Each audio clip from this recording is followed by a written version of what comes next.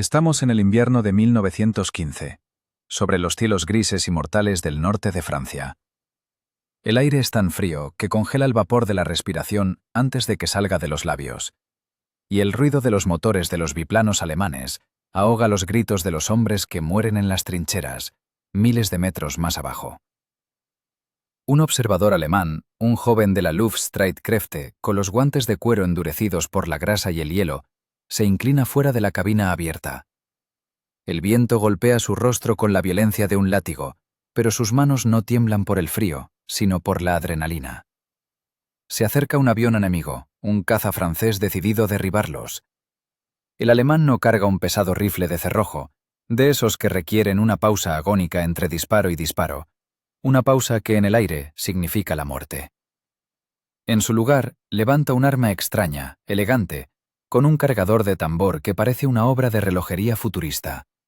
Aprieta el gatillo.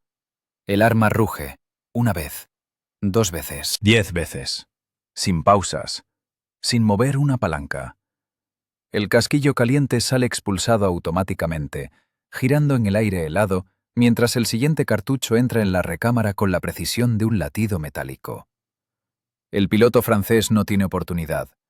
Cae en espiral hacia el barro de Flandes, perforado por una tecnología que, según todas las leyes de la lógica militar de la época, no debería existir. Cuando el avión alemán aterriza y el observador revisa su arma humeante, acaricia el acero templado. Los ingenieros de Berlín, los maestros de la guerra, los creadores de los cañones más grandes del mundo, miran ese rifle con una mezcla de envidia y desconcierto. Porque si uno miraba de cerca el mecanismo, si limpiaba la grasa y el hollín de la batalla, no encontraba el sello de una fábrica en el Ruhr, ni la marca de un aristócrata austriaco. Lo que encontraban era un nombre que les resultaba exótico, casi insultante para su orgullo europeo. Allí, grabado en el metal que estaba cambiando la guerra aérea, decía México. Hola amigos y amigas, bienvenidos a un nuevo episodio de Industria Olvidada, donde desenterramos las historias que los libros de texto prefirieron ignorar. Hoy no vamos a hablar de imperios caídos ni de crímenes sangrientos en callejones oscuros, sino de un crimen intelectual. Vamos a hablar de cómo una nación considerada atrasada, un país de haciendas y polvo, logró humillar a la ingeniería alemana en su propio juego. Esta es la historia de cómo, mientras el mundo miraba hacia otro lado, un solo hombre en la Ciudad de México estaba diseñando el futuro de la guerra automática, creando una máquina tan perfecta y tan letal que las potencias mundiales no tuvieron más remedio que robarla, copiarla o comprarla en secreto. Para entender la magnitud de esta locura, tenemos que retroceder el reloj. Tenemos que situarnos en el México de finales del siglo XIX, bajo la sombra alargada y férrea del Porfiriato. Imaginen por un segundo el ambiente. Las calles de la capital olían a una mezcla contradictoria de perfumes franceses importados y el sudor rancio de los cargadores que movían mercancías a lomos de mula. Era un país de contrastes brutales, donde la electricidad comenzaba a iluminar los salones de baile de la aristocracia, mientras el 90% de la población vivía a la luz de velas de sebo. Pero había una verdad absoluta, un dogma que nadie se atrevía a cuestionar. La tecnología venía de fuera. México no inventaba, México compraba. Si querías un tren, llamabas a los ingleses. Si querías un telégrafo, traías a los estadounidenses. Y si querías armas, si querías el acero necesario para mantener el orden y la paz, te arrodillabas ante los alemanes. El mundo de las armas de fuego en 1900 era un club privado, exclusivo y terriblemente arrogante. Los apellidos Mauser, Mannlicher y Krupp eran los reyes indiscutibles. Ellos poseían los secretos de la metalurgia avanzada, las fórmulas químicas de la pólvora sin humo y, sobre todo, la precisión industrial capaz de fabricar piezas con tolerancias de 1/1000 de milímetro. La idea de que un ingeniero mexicano pudiera sentarse en una mesa de dibujo y superar a los maestros de Oberndorf no solo era ridícula, era considerada una imposibilidad física. Los generales europeos veían a los ejércitos latinoamericanos como desfiles de opereta, clientes útiles que pagaban en oro por el armamento obsoleto que Europa ya no quería. Nadie esperaba innovación al sur del río Bravo. Pero el desprecio es un arma de doble filo. Mientras los agregados militares alemanes bebían champán en las recepciones diplomáticas y se reían de la capacidad industrial de sus anfitriones, En los talleres oscuros del departamento de artillería, el olor a aceite quemado y virutas de metal impregnaba el aire hasta altas horas de la madrugada. Allí, lejos de los reflectores y las fiestas, existía una obsesión silenciosa. El consenso global era que el rifle de cerrojo era la cúspide de la evolución humana. Un soldado disparaba, accionaba la palanca manualmente, expulsaba el casquillo y volvía a disparar. Era fiable, era robusto y era lento. Todos decían que un rifle automático para la infantería era un sueño de locos, una pesadilla mecánica que se atascaría con el primer grano de arena. Decían que la presión del gas reventaría el mecanismo, que el metal no aguantaría, que era imposible aprovechar la fuerza de la propia explosión para recargar el arma sin volarle la cara al soldado. Sin embargo, en ese México polvoriento y subestimado, alguien no estaba escuchando a los expertos. Alguien miraba los rifles Mauser con una mirada crítica, casi depredadora, desarmándolos mentalmente y encontrando sus fallas. No veía la perfección alemana, veía ineficiencia. Veía segundos perdidos entre disparo y disparo, segundos que costaban vidas. Este hombre no estaba dispuesto a aceptar que su país fuera un simple comprador de tecnología ajena. Tenía una mente que funcionaba como un engranaje perpetuo, incapaz de descansar, y una arrogancia propia que rivalizaba con la de cualquier prusiano. Mientras el gobierno firmaba cheques para importar acero extranjero, él estaba dibujando planos sobre papel barato, calculando presiones de gases y tensiones de muelles con una precisión matemática que rozaba la brujería.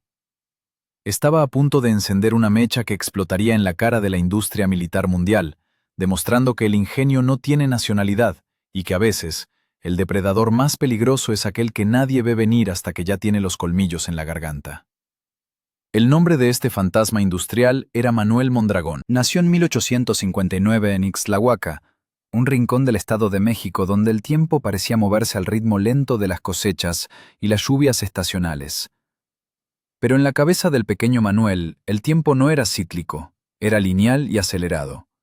Mientras otros niños de su edad jugaban a la guerra con palos de madera, imaginando cargas de caballería y glorias románticas, Mondragón miraba al mundo con una frialdad analítica que asustaba a los adultos. No le interesaba el bang de la pólvora, le interesaba la trayectoria. No le fascinaba el uniforme, sino la maquinaria.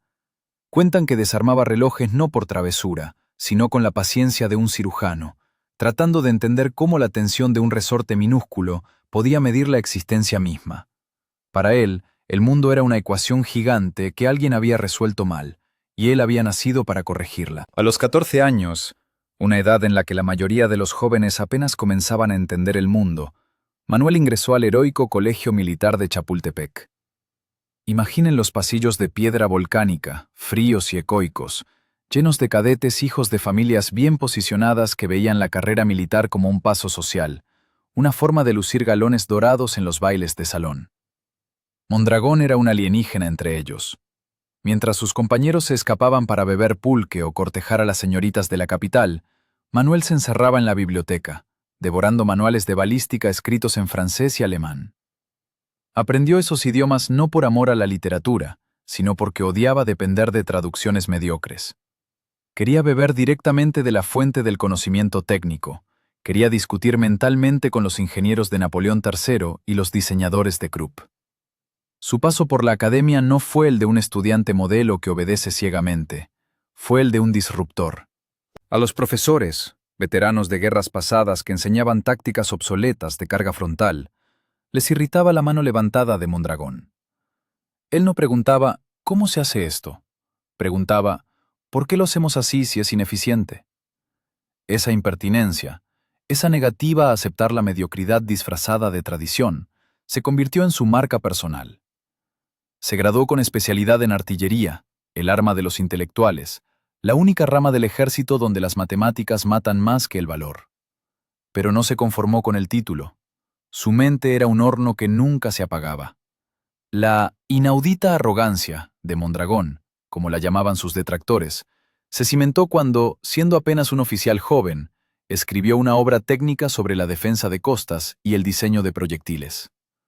No era un panfleto patriótico, era un texto denso, lleno de cálculo integral y física aplicada. Los viejos generales, con sus mostachos encerados y sus mentes ancladas en la batalla de Puebla, leyeron aquello, o intentaron leerlo, y se dieron cuenta de algo aterrador. Ese muchacho sabía más que todos ellos juntos. Mondragón no veía el cañón como un tubo de metal que escupe fuego. Lo veía como un motor de combustión interna de un solo ciclo. Entendía la termodinámica de la explosión, la expansión de los gases y la fricción del aire. Y lo más importante, entendía que el cuerpo humano era el eslabón más débil de la cadena bélica. El hombre era falible. El hombre temblaba, el hombre se cansaba, el hombre tardaba demasiado en recargar. La máquina, en cambio, era pura. Si se diseñaba correctamente, la máquina no conocía el miedo ni la fatiga. Esta obsesión por eliminar el error humano lo llevó a mirar los rifles que portaba el ejército mexicano con un desprecio absoluto. Eran los Remington de sistema Rolling Block y más tarde los primeros Mauser. Eran buenos, sí, pero eran lentos. Requerían que el soldado hiciera todo el trabajo. Mondragón, sentado bajo la luz amarillenta de una lámpara de aceite en su despacho, rodeado de planos azules y olor a tabaco fuerte, comenzó a visualizar algo que nadie más podía ver. No buscaba mejorar el rifle existente. Quería cambiar el paradigma. Se preguntaba por qué desperdiciábamos la energía del disparo. Cada vez que se apretaba el gatillo, una explosión inmensa empujaba la bala, pero gran parte de esa energía se perdía en el retroceso, golpeando el hombro del soldado, o se escapaba por la boca del cañón como gas inútil. ¿Y si...? Pensaba Mondragón mientras trazaba líneas rectas con su regla de acero. ¿Y si robo un poco de ese gas? ¿Y si obligo a la explosión a trabajar para mí? La idea era seductora y peligrosa. Significaba domar una fuerza violenta y redirigirla milimétricamente hacia atrás para abrir el cerrojo, expulsar el casquillo y meter uno nuevo, todo en una fracción de segundo. Era intentar atrapar un rayo en una botella de acero. Y Manuel Mondragón, con la soberbia de quien se sabe un genio en una tierra de escépticos, decidió que él sería el primero en la historia en lograrlo, sin importar cuántas reglas de la ingeniería tuviera que romper en el proceso. La idea no le llegó a Mondragón como un rayo divino, sino como una irritación constante, una picazón mental que no lo dejaba dormir. Sucedió en el campo de tiro de San Lázaro, bajo un sol que caía a plomo sobre los uniformes de lana. Manuel observaba a una línea de soldados disparando sus rifles de cerrojo. Bang. Pausa. La mano derecha suelta el gatillo, agarra la manija del cerrojo, tira hacia atrás, empuja hacia adelante, vuelve al gatillo. Bang. En ese ritual mecánico, Mondragón vio una danza torpe. Vio segundos muertos flotando en el aire. Y entonces visualizó lo invisible. Se dio cuenta de que, en el instante preciso del disparo, el cañón del rifle se convertía temporalmente en un motor de alta presión. Los gases de la pólvora, desesperados por expandirse, empujaban la bala hacia adelante, pero también empujaban hacia todas las direcciones posibles. Era energía pura, violenta y gratuita. Y la estaban desperdiciando. Mondragón corrió a su oficina y comenzó a trazar lo que para cualquier armero de la época era una herejía, un agujero.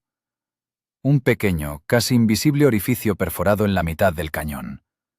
Su teoría era audaz.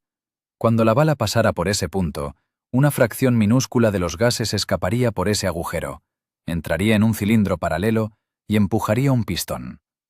Ese pistón, conectado al cerrojo, haría el trabajo del soldado.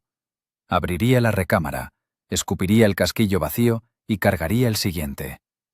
Todo esto en menos de una décima de segundo. Parecía simple en el papel, una elegancia geométrica, pero llevarlo a la realidad era invitar al diablo a cenar.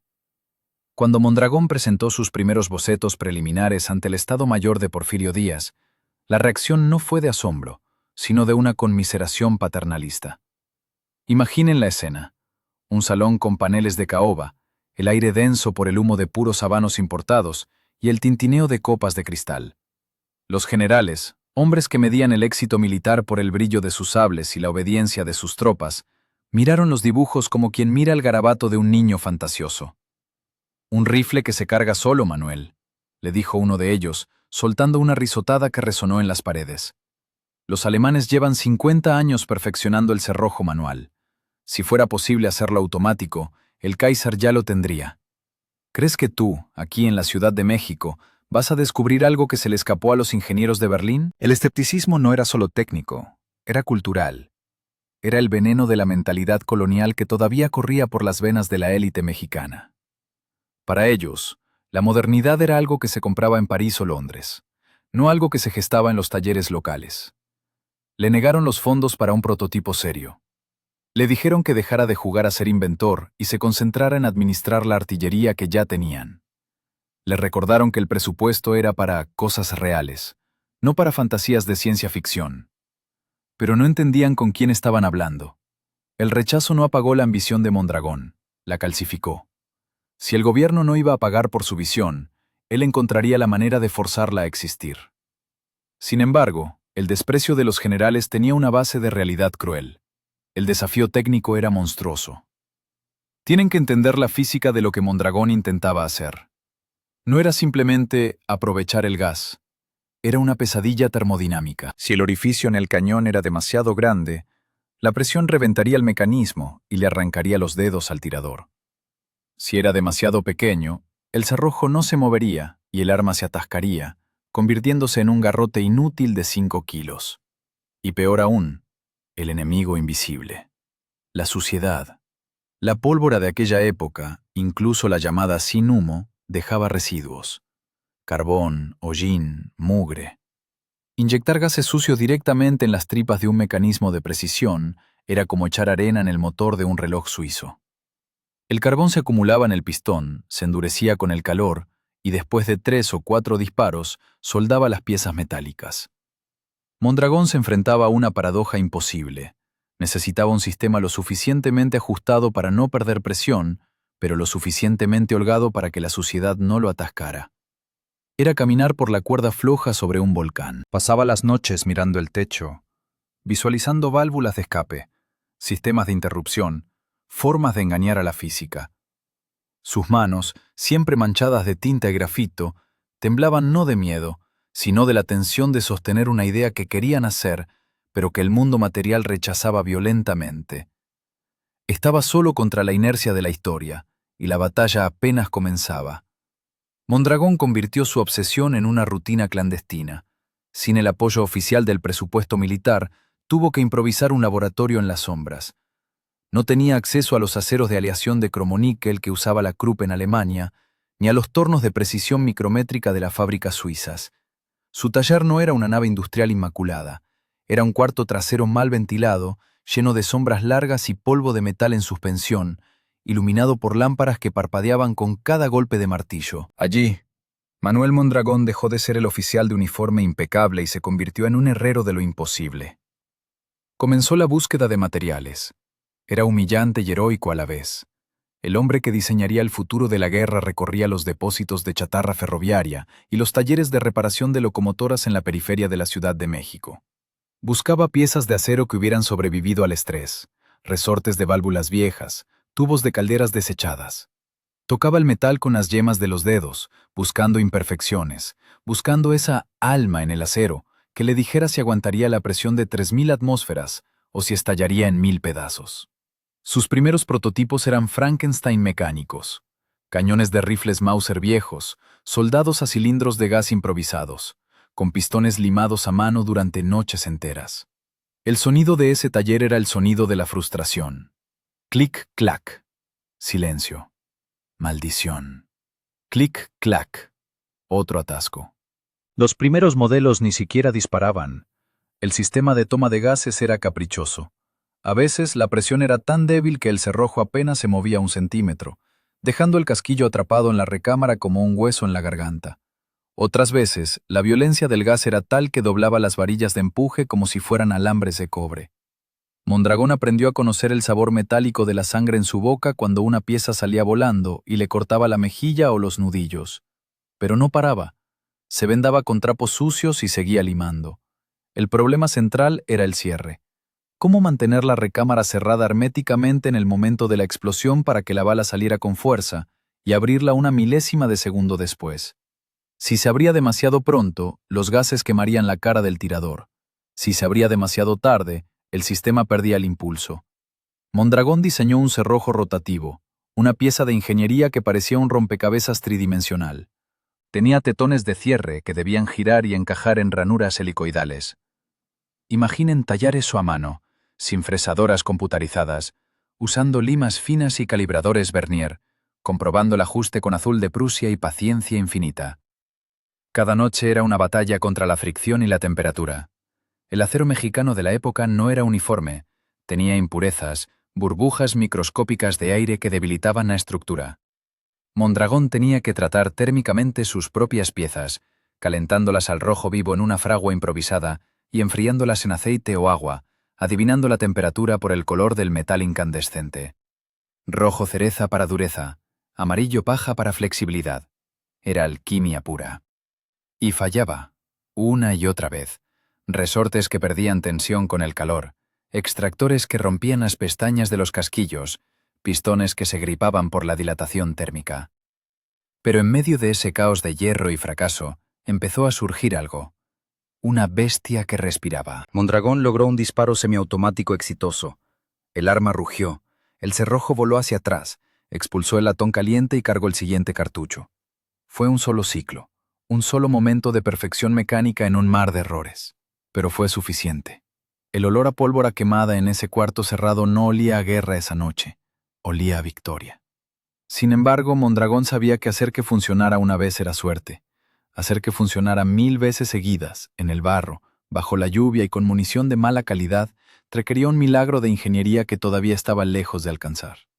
El prototipo era frágil, complejo y temperamental, como un reloj fino al que se le exigía golpear clavos. El verdadero infierno técnico apenas comenzaba. La complejidad es una hidra. Cortas una cabeza y salen 3 más, cada una más fea y dentada que la anterior.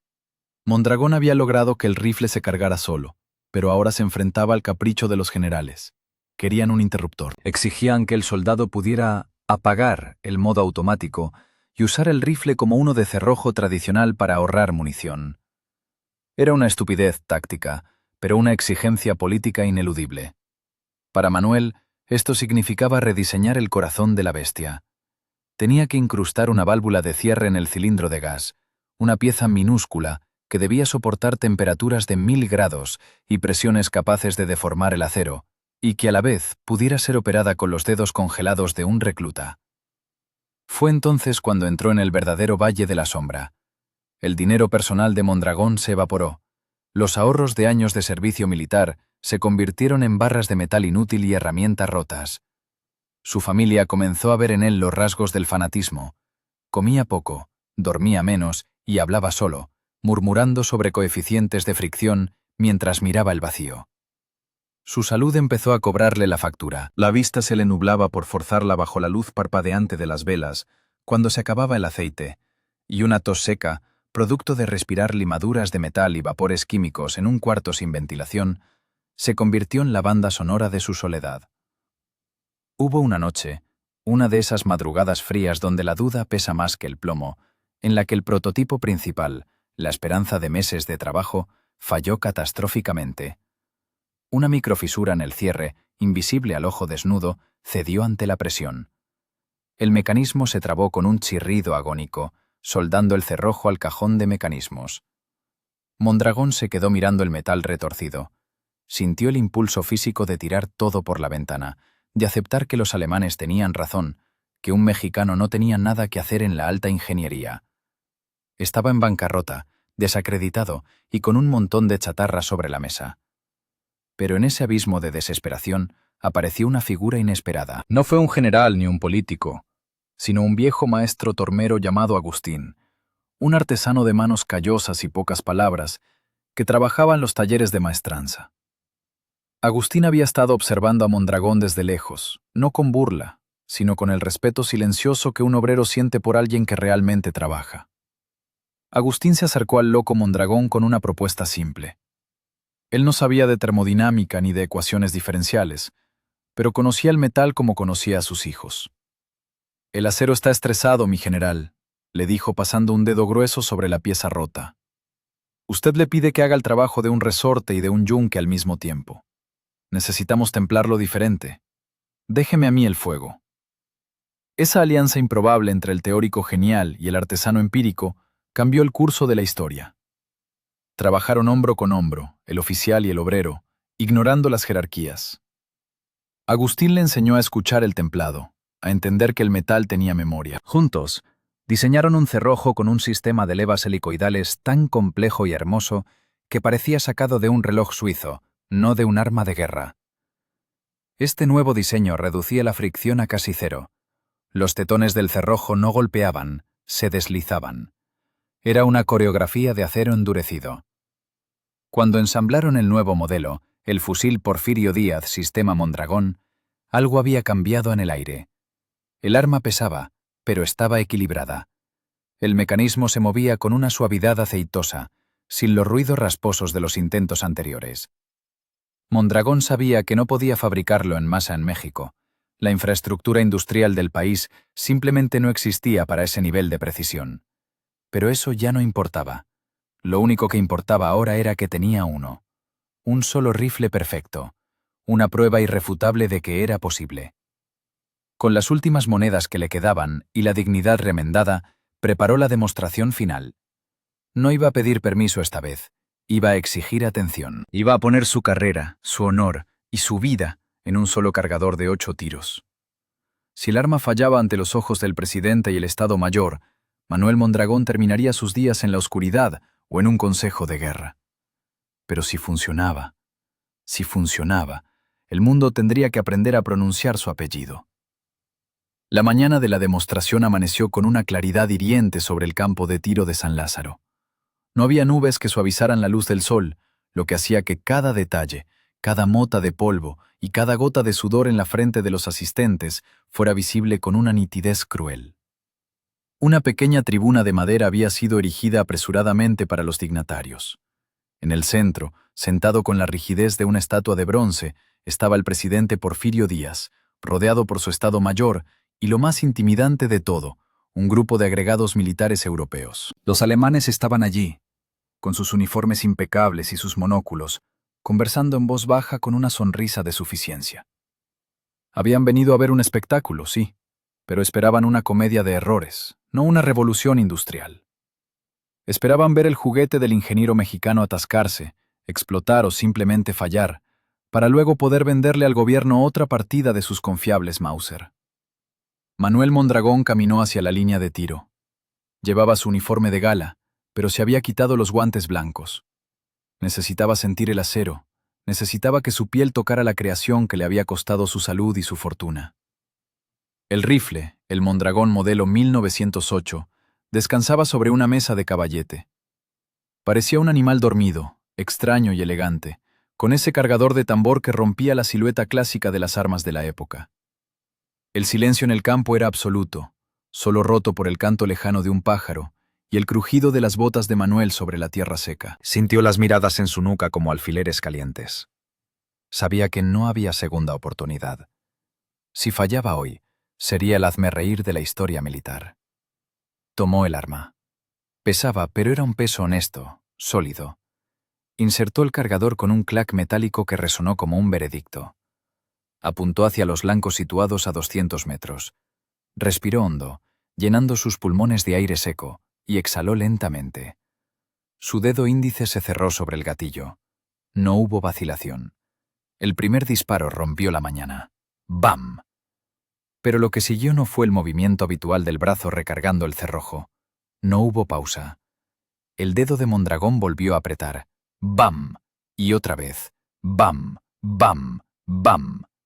El ritmo era inhumano.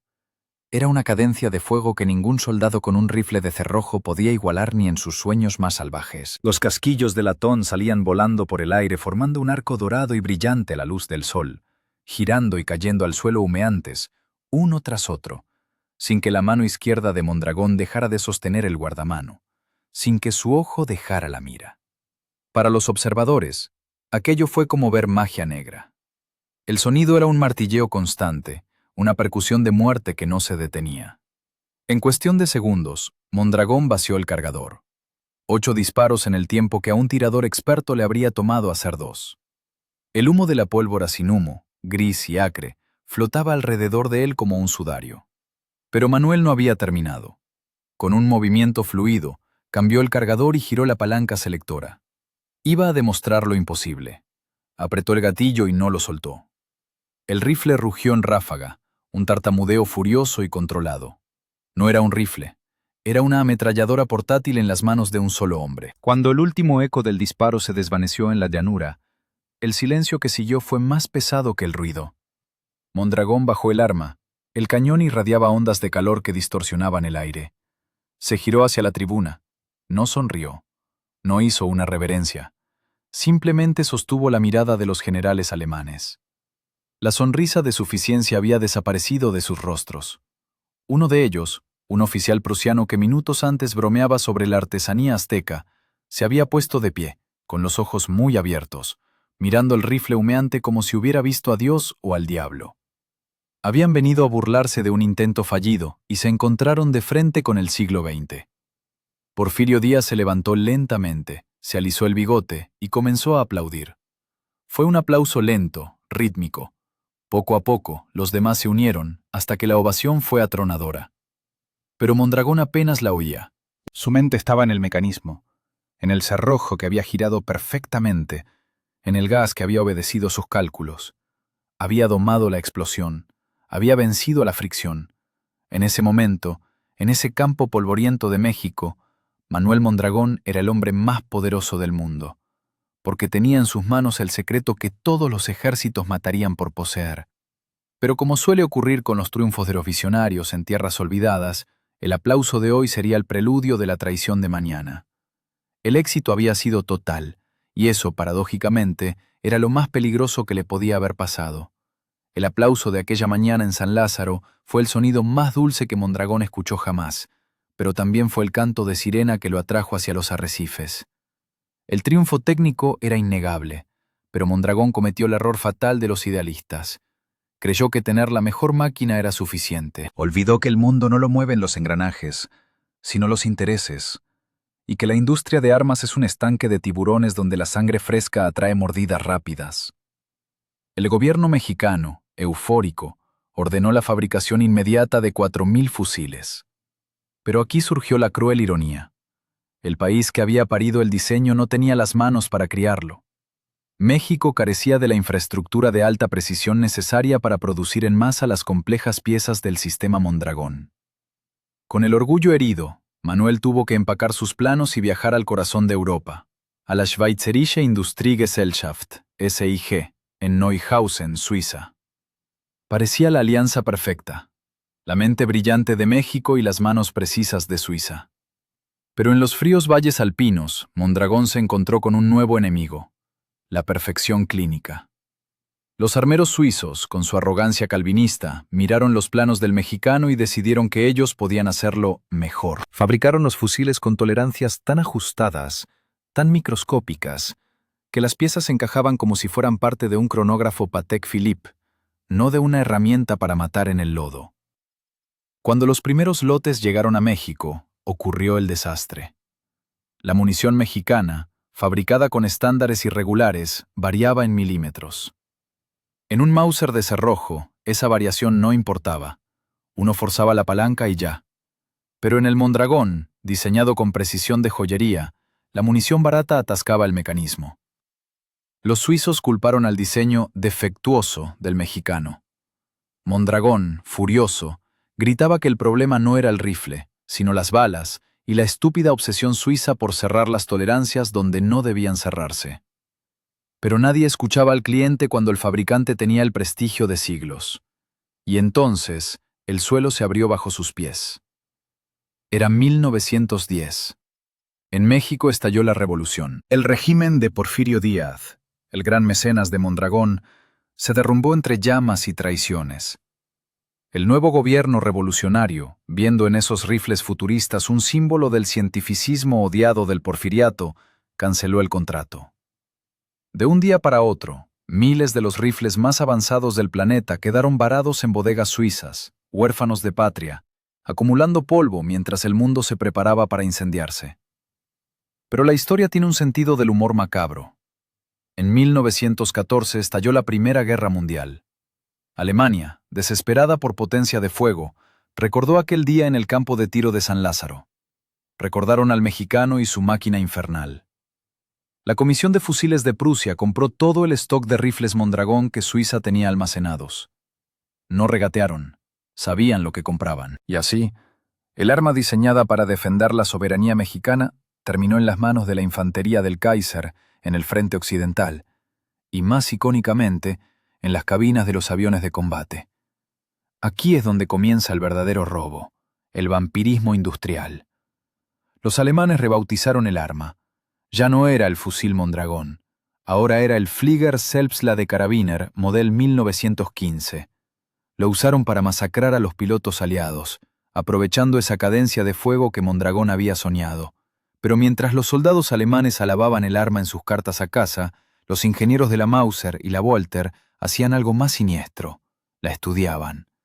Desarmaron los rifles capturados o dañados, midieron el sistema de toma de gases, analizaron el cerrojo rotativo, tomaron las lecciones de Mondragón, sus años de sufrimiento, sus noches de insomnio, su genio, y las incorporaron a sus propios diseños experimentales sin darle crédito alguno. Mondragón observaba desde el exilio cómo su creación cambiaba el curso de la guerra aérea en Europa, mientras él era lentamente borrado de la narrativa. Vio cómo las patentes internacionales eran ignoradas bajo la excusa de la necesidad de guerra. El sistema de gas que él perfeccionó se convertiría en la base fundamental para el futuro M1 Garand estadounidense y décadas más tarde influiría en el diseño del Kalashnikov. Todos bebieron de su fuente, pero nadie quiso pagar por el agua. El mundo aceptó la tecnología, pero rechazó al autor. Porque en la narrativa de los imperios no había espacio para aceptar que el futuro de las armas automáticas había sido escrito por un general latinoamericano en un taller mal iluminado de la Ciudad de México. Manuel Mondragón no tuvo un final de película. No hubo estatuas erigidas en su honor en el Zócalo, ni escuelas que llevaran su nombre, al menos no durante décadas. Murió en el exilio, en San Sebastián, España, en 1922. Murió lejos de los volcanes de su infancia, y lejos de los talleres donde había forjado el futuro. Se fue de este mundo con la amargura de quien sabe que ha entregado un fuego sagrado a una humanidad que no supo agradecerle. Tildado en su propia patria de traidor por su afiliación política, y olvidado en Europa como una curiosidad exótica. Mientras su cuerpo bajaba a la tierra fría, sus ideas, sin embargo, seguían marchando. Porque la verdadera inmortalidad de un ingeniero no está en su lápida, sino en sus patentes. Si hoy desarmas un rifle de asalto moderno, si abres las entrañas de un AK-47 o de un M4, encontrarás el fantasma de Mondragón mirándote desde el metal. El principio del cerrojo rotativo y la toma de gases que él perfeccionó cuando nadie creía que fuera posible, se convirtió en el estándar global. Años después de su muerte, cuando el genio norteamericano John Garand diseñó el rifle M1 que ganaría la Segunda Guerra Mundial, los críticos no pudieron evitar notar la similitud en el sistema de operación. El ADN del fusil Porfirio Díaz, sistema Mondragón, estaba allí, vivo, respirando en las playas de Normandía y en las selvas del Pacífico, en manos de soldados que jamás habían oído hablar de Ixtlahuaca. La historia de Manuel Mondragón es una lección brutal sobre la geografía del éxito. Nos enseña que el genio no respeta fronteras ni pasaportes, que una mente brillante puede florecer tanto en los laboratorios de Berlín como en un cuarto trasero de la Ciudad de México. Pero también nos enseña una verdad más dolorosa. La innovación sin el respaldo industrial y político es una semilla que cae en asfalto. Mondragón tuvo la visión, tuvo el talento y tuvo la valentía. Pero le faltó el país. Le faltó una nación que pudiera construir sus sueños con la misma precisión con la que él los dibujaba. Hoy, más de un siglo después, rescatamos su nombre del olvido no solo por patriotismo, sino por justicia histórica. El rifle Mondragón fue el primer fusil automático de la historia adoptado oficialmente por un ejército nacional. Fue un hito tecnológico que rompió el paradigma de la guerra manual y abrió la puerta a la era moderna de la infantería.